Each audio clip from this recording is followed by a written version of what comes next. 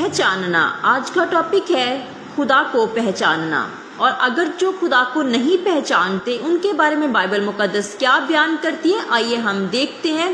पाक कलाम बयान करता है जिस तरह उन्होंने खुदा को पहचानना नापसंद किया, उसी तरह खुदा ने भी उनको नापसंदीदा अकल के हवाला कर दिया ताकि नालायक हरकतें करें। बस वो हर तरह की नाराज़गी, बदी, लालच और बदख्वाही से भर गए और हसद, खूनरेज़ी, झगड़े, मुकारी और बुग़्ज़ से मामूर हो गए और गीबत करने वाले हो गए। फिर इसी तरह पाक कलाम बयान करता है कि जो खुदावंद को नहीं पहचानते, इस वास्ते खुदा ने उनके दिलों की ख्वाहिशों के मुताबिक उन्हें नापाकी में छोड़ दिया कि उनके बदन आपस में बेहुरमत किए जाएं, इसलिए कि उन्होंने खुदा की सच्चाई को बदल कर झूठ बना दिया।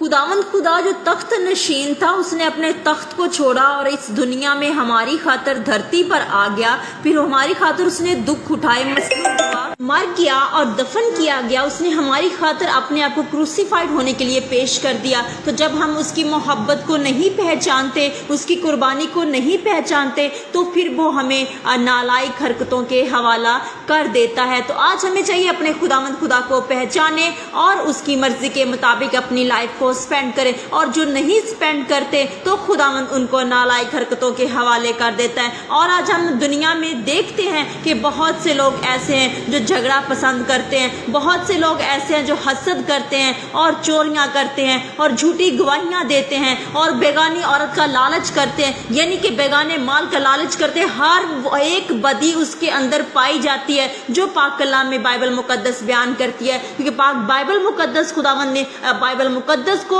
अपने सब नामों से ज्यादा अजमत दी है। बाइबल मुकद्दस दो धारी तलवार है, ये बंद और गूदे में से गुजर जाती है। पाक कलाम हमारा अटल और सच्चा कलाम है, ये शहद से ज्यादा शीरी है और ये कलाम तब्दील नहीं हुआ बल्कि दुनिया को तब्दील कर देता है। पाक कलाम में खुदावंद बयान करता है, हालांकि वो खुदा का ये हुक्म जानते हैं कि ऐसे काम करने वाले मौत की सजा के लायक हैं, फिर भी ना फक्त आप ही ऐसे काम करते हैं बल्कि और करने वालों से भी खुश होते हैं। तो ये सारी कर्ज खुदावंद फिर उन पर डाल देता है। तो हमें चाहिए खुदावंद अपने खुदा को पहचानिए, खुदावंद जो कहता है उसके हुक्मों को मानिए, तो खुदावंद फिर नालायक हरकतों के हवाले हमें नहीं करेगा। इस तरह की यानी कि जो बेहुरमत कर देते हैं दूसरे के बदन को, फिर हमें ऐसा करने की सोच भी हमारे ज़हनों में नहीं लाएगा।